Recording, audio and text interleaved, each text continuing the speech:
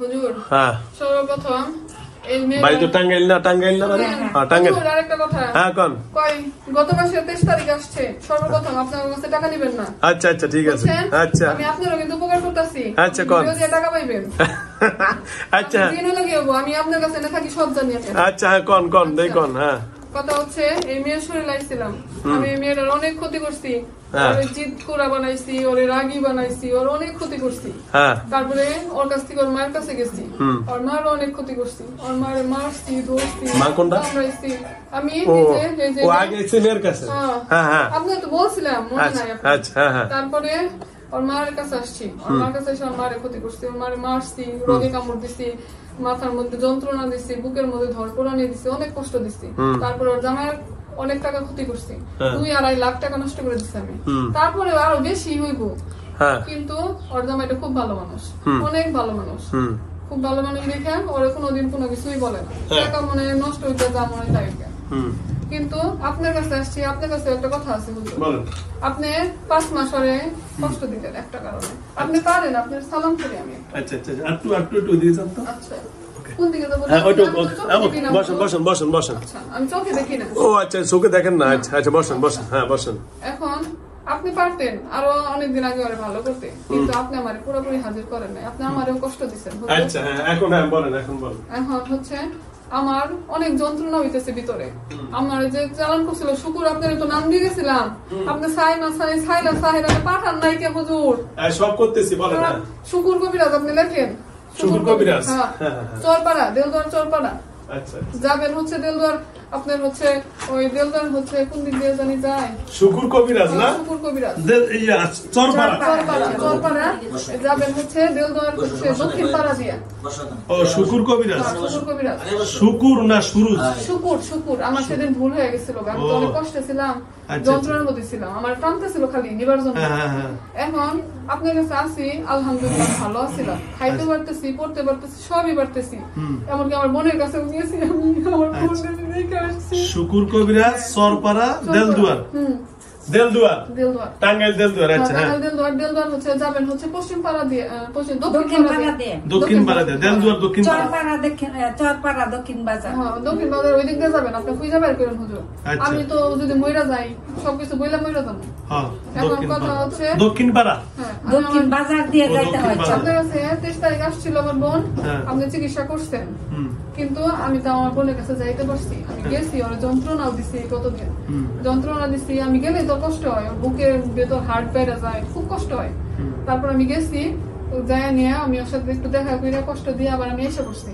আবার জামাই আমারে আপনি শিখাই দিচ্ছেন, সামনে করে ডাক দিছে, আমি গেছি, যাই না আপনার এখান থেকে মাগরিবের নামাজ পড়া, তারপর আমি ওর কাছে যাই, কতক্ষণ আধা ঘন্টা 1 ঘন্টা থাইকে আমি এসে পড়তাম। আপনি যখন আবার এসে নামাজে ডাক দিতেন তখনই আমি এসে পড়তাম।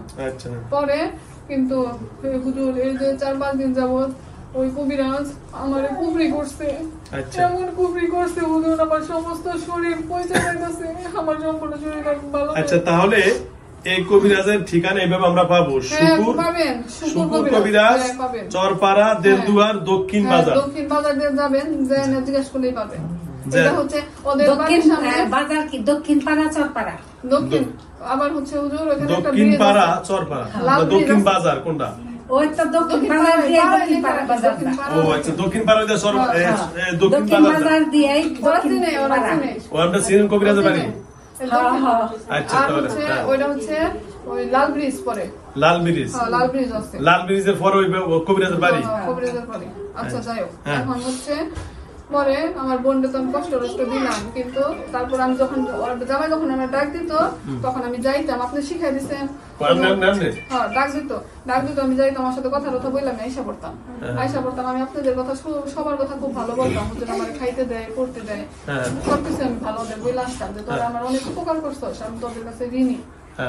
আজকে সকালে আমার মেয়ের ভাত খাওয়াই গেছিল, তখন আমি বলছি তোরা যা, আমার শরীর পড়ে গেছে, আমি সাহেরা বলছি, কিন্তু ওরা আমার চিকিৎসা দেয় নাই হুজুরে দিয়ে। আচ্ছা সমস্যা করে দিতে সমস্যা সব করতেছে, আপনি সব বললেন, আমি এখনই এই যে দেখেন মাত্র বেশি লাগবে না, কোরআনের ভিতরে আরো পাওয়ার দেখবেন, 3টা ফু দিন আপনি সুস্থ ইনশাআল্লাহ। সেটাই বলতেছি আমি, আমারে কি আপনি সুস্থ করতে পারবেন? ইনশাআল্লাহ আল্লাহ করবে, আমি উসিলা। আমি তো উসিলা, হ্যাঁ আল্লাহ করবে। আমি যে না পারেন তাইলে আমারে একবার জবাই করে। না না না না কিচ্ছু করা লাগবে না। আপনারা দেখেন এই যে এক্ষুনি আমি শুধু 3টা ভু দিব, একটু তেল আর পানি দিয়ে মারবো, সুস্থ ইনশাআল্লাহ। আচ্ছা হুজুর, আরেকটা কথা, আপনি তো তেল পড়া দেন, পানি পড়া দেন, আগে যখন দিতেন আমি যখন আর সমস্যা করতাম, তাই না, তখন এগুলা কাজ হইতো, কিন্তু এ তারিখে ওর বেশি কাজ হয় না। এই তারিখে না কবিরাজ মনে অন্য সিস্টেম করছে, আমি সেই সিস্টেমটা বুঝছি কি করছে। এখন কথা হচ্ছে এ তারিখে ওর এগুলা কাজ হইতেছে না। দ্বিতীয়ত আমি ওর শরীরে যাই, মনে করেন যে ওরে তো মানে প্রথমে যখন যাই তখন খুব কষ্ট হয়, ও বিছানায় পড়ে জায়গা, বুঝছেন। এখন আমি বোন বানাইছি, ওইটা আমার মেয়ে, ওরে আমি আজকে যা দিছি কোন জিন জাতি কেউ দিব না।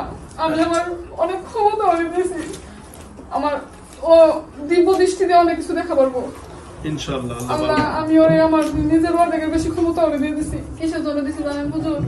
কারণ এই মেয়েটারে আমি মেয়ে বানাইছি, ওরে খালি ওর বাপ মার কাছে বলতাম ওরে দিয়ে দে, আমি ওরে নিয়ে যাবোগা, শুধুমাত্র আজকে আমার শরীর পচন ধরছে, আমি তো মইরাও যেতে পারি, আমার ক্ষমতা থাকবো না নামে, কিন্তু যদি আমি মইরা যাই তাইলে কি হবো, আমার একটা অংশ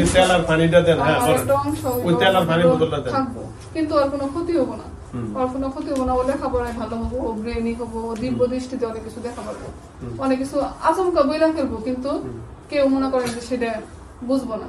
কিন্তু ওরা কি মানে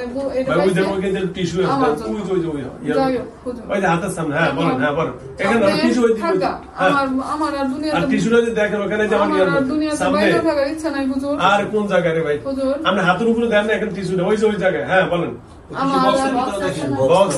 আমার আর দুনিয়াতে বেঁচে থাকার ইচ্ছা নাই, আপনি আমার জবাই না, আমার জবাই করে দেন, আমি একবারে শেষ হই, আমার বোনে বাইসা যাক, ওর আমি অনেক ক্ষতি করছি, আমি আর